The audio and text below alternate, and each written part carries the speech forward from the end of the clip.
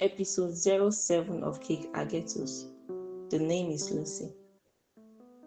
Agetus walked the streets like a ghost in his own life, his mind sober and heavy with the memory of his late father. He had just returned from the shop, yet no one seemed to notice him. The very air of the village hung mournful and thick, muffling his footsteps. Gandecia moved through the house in a moody trance, her eyes sliding past Agetus without recognition. Only Clementus, perched in the shadows of the corridor, broke the spell. He sat unnervingly still, absorbed in counting his copper coins and arranging his construction toys with meticulous care. When he noticed Agetus, he paused. He did not speak, but his gaze followed him like a predator, observing prey. Dreyus, as usual, was nowhere to be seen. Agetus ignored Clementus. Without a word, he removed the empty flower vases and dragged out the sacks that had held grains that morning from the truck. The quiet of his movements seemed to carve a path through the muted tension in the house. Then, as silently as he had moved, he turned and left. Clementus did not speak. Gandecia continued her aimless wandering, untouched by Agetus' presence or absence. Outside, the lonely path stretched before Agetus, darkening as his thoughts clouded with memories of his father. The father who had gone searching for a mother Agetus had never known.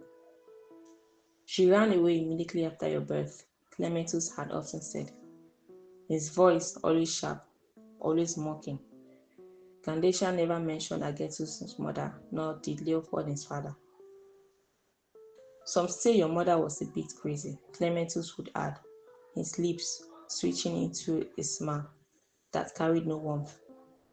The teasing, the jabs, the absurd notion that Agetus had somehow inherited her craziness, all of it came unbidden to his mind. Agetus remained unmoved, silent in the face of Clementus' jest. But now, more than ever, the thoughts crowded in, pressing on him from all sides. Who was she? He remembered the only time his father had spoken of her. It had been just a year ago, after Clementus had mocked him mercilessly for his supposed inheritance of her madness. Her name is Lucy, his father had said, his voice quiet, almost distant. She is not from here. Nothing more. His father had walked away, leaving the name suspended in Agetus' mind, alive, yet unreachable. After that, Agetus never asked again, even though it was the only time he had gotten a brief answer from his father. His curiosity remained buried deep, but the mystery of his mother, Lucy, lingered like a shadow. Now, though, the solitude of the evening amplified his longing. For the first time, he truly wished to know her, to find a mother he had never met.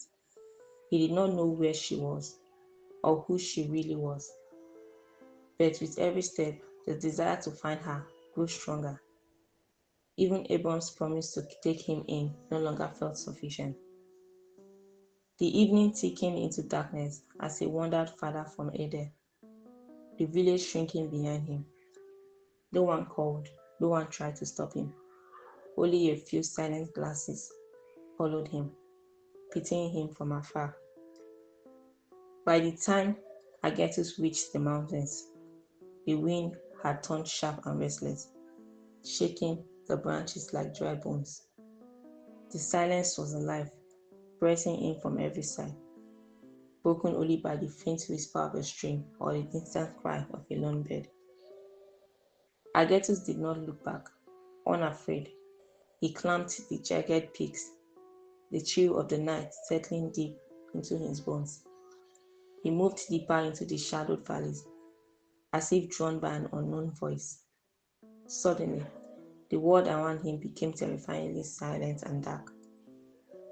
Agetus shivered, but returning to Ede, to his aunt Gandecia and cousins, never crossed his mind. even as he realized he was truly alone. Keep enjoying the episodes of King Agetus at kingagetus.wordpress.com.